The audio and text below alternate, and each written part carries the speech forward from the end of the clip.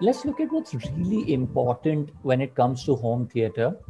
So it's very clear that 70% of a movie is about dialogue, and while selecting your home theater, it is very crucial to be able to hear what the character is saying, and also the quality of your speakers. Now, when I talk about quality, it should not only be how clean the audio is, but also how well the instruments and the human voice is reproduced. So, when you're judging a speaker, do look into these aspects. Room size, one of the most important things when it comes to a home theater, because when you're buying a speaker, you're buying a box and you're putting it in your room, which is another box. So, you have to understand the relation between these two factors.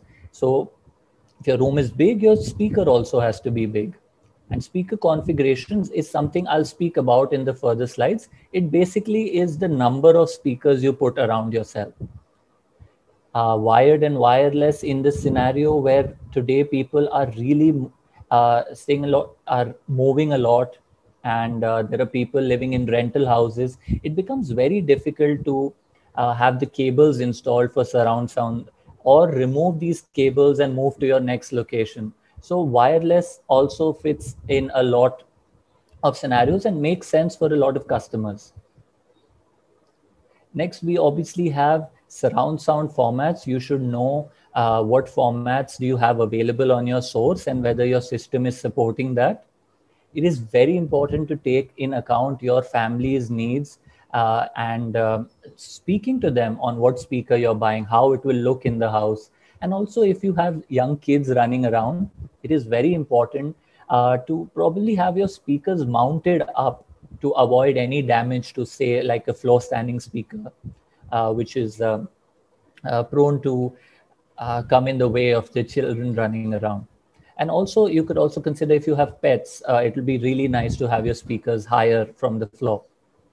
Now, this is something I really want to dive into, is amplification. To give you a very quick example, a lot of customers get this wrong. They buy better speakers, but a normal amplifier. A quick example is, always remember this: your speaker is like a carriage, and your amplifier is like a horse.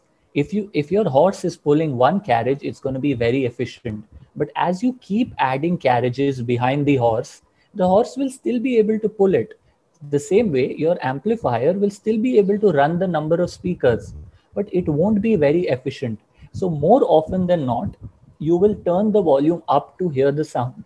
And when you do that, like, the horse is going to get tired quickly, your amplifier is doing too much work and it will get tired and basically start producing distortion, which we don't want. So get a good amplifier and match the speakers to it.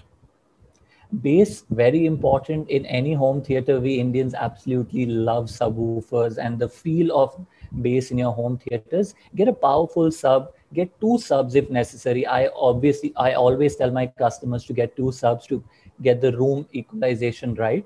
And source, which is very underrated, try to get try to get a good source like an Apple TV or a Fire Stick, so that all the formats and quality you want is supported.